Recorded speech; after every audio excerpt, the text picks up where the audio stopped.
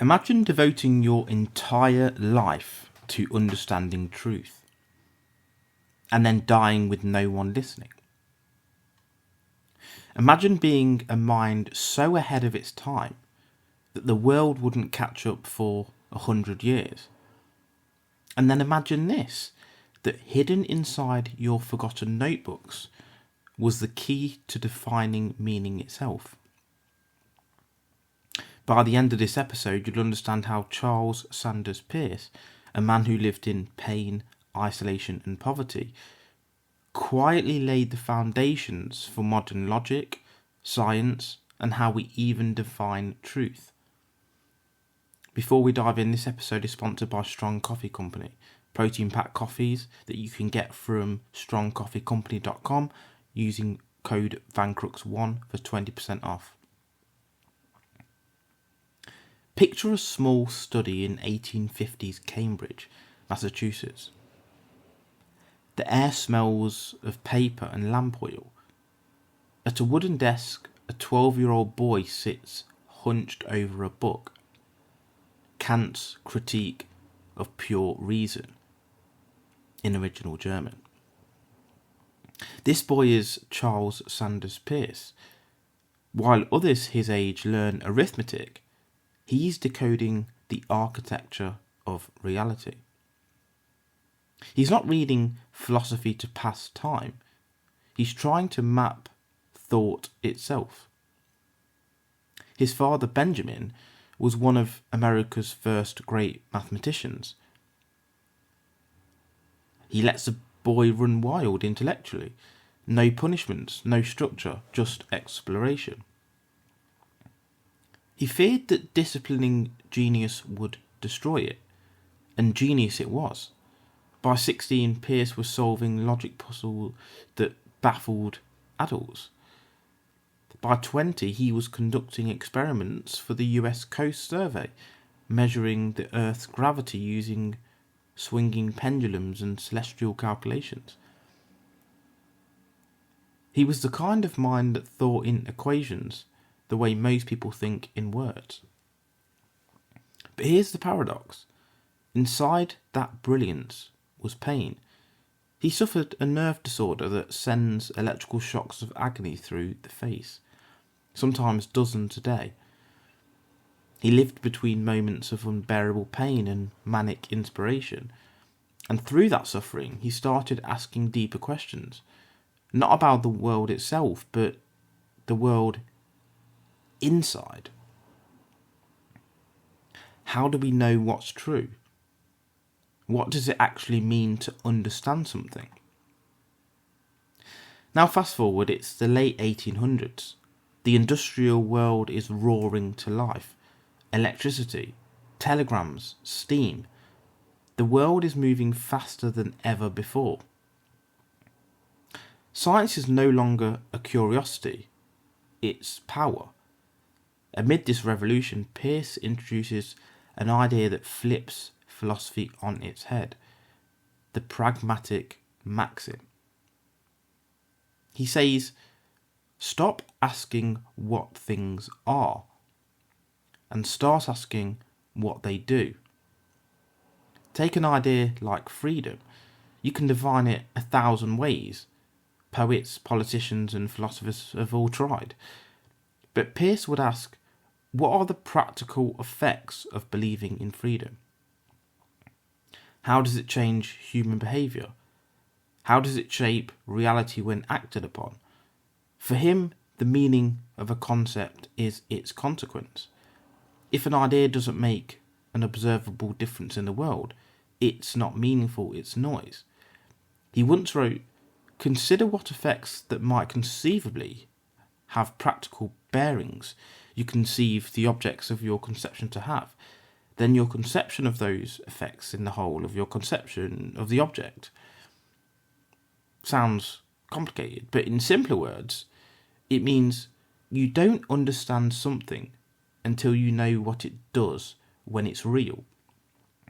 That principle, the pragmatic maxim, would inspire William James, John Dewey, and the foundation of modern psychology and science. Because at its core, Peirce was saying, truth is not what you believe, truth is what works. It's a dynamic process, not static certainty. And that idea, that truth is provisional, evolving with our understanding, became the backbone of his next revolutionary belief, fallibilism. Peirce believed that being wrong wasn't a failure, it was the engine of discovery. He said, we can never be absolutely certain. Every truth is only provisional. Imagine that. Even science, our most precise system of knowledge, isn't about certainty. It's about continuous correction. Each discovery is a stepping stone towards a more accurate map of reality, never the final destination. Peirce saw truth not as a mountain peak, but as a horizon. The closer you walk, the further it stretches. And that's endless pursuit. And that's the point. He called it fallibilism, the acceptance that truth is essential. To be human is to explore truth through failure and to evolve through imperfection. It's not just intellectual humility, it's intellectual courage. That mindset made him years, even decades ahead of his time. But it also made him lonely. This episode is sponsored by More Labs, clinically proven recovery formulas. You can get them from morelabs.com and use code Vancrux1 for 25% off. Peirce was a thinker who should have stood among giants, but his life turned into a tragic lesson in how brilliance and society often clash. He was fired from Johns Hopkins, the only university that ever hired him, after rumours about his relationship with Juliet, a French woman he deeply loved, and it reached the public. The scandal ended his academic career forever, and for the rest of his life he lived in a house he built in Pennsylvania, a house he could barely afford to heat. He sold essays for pennies. He survived on bread donations. But still he wrote. He wrote with desperation and devotion, like a man on fire. 100,000 pages of manuscripts, logic, metaphysics, semiotics, and the philosophy of science. Most of it never published, most of it unread. But those pages contain some of the deepest insights into how meaning itself is created. Peirce saw the universe not as a collection of objects, but as a web of signs. Every word, image, and event, a symbol communicating with the mind of reality itself. He called this worldview objective idealism, the idea that matter and mind are not separate, but continuous. That the world out there is mind expressing itself. Think about that. He was saying consciousness doesn't live inside us. We live inside it. It's a universe of signs, and we, through awareness, are how it reads itself. In that vision, Peirce wasn't just doing philosophy. He was sketching the metaphysics of modern science, spirituality, and even simulation theory, a century before anyone else. He died in 1914, destitute and forgotten. But decades later, as logic, linguistics, and quantum theory evolved, the world began to see how far ahead he truly was. Bertrand Russell, Whitehead, and Popper would all say later that Peirce was the original mind behind the modern scientific worldview. Yet Peirce never sought fame. He sought clarity.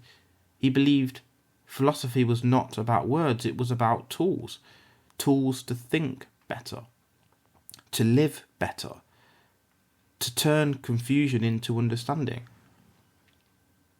He once said that the purpose of philosophy is to make our ideas clear. And maybe that's the lesson he left us. Because if you strip away all the theories, the debates, the centuries of commentary, what Peirce really gave us was a compass, a way to navigate the chaos of ideas, not through certainty but through curiosity, not through belief but through testing, not through perfection but through persistence. Let's end with a thought experiment. Imagine standing at the edge of a fog-covered valley. You can't see what lies beyond, but you take a step forward. Each step clears the fog just enough to see where to place the next foot. That's how Peirce saw truth, not as a blinding revelation, but as an unfolding process, one step, one insight at a time. You don't need to know the destination. You just need the courage to keep testing your footing. That's pragmatism. That's fallibilism. That's how meaning becomes real. Because every belief, every dream, every decision gains meaning not by existing, but by acting. So the next time you're caught between doubt and decision, remember Charles Sanders Peirce. Truth isn't about stillness. It's revealed in motion, and meaning is made in action. This episode was brought to you by Liquor Gummies. Enjoy your night out and feel sharp the next day. Visit liquor.com, that's liqure.com, and use code Vancrux1 for 20% off.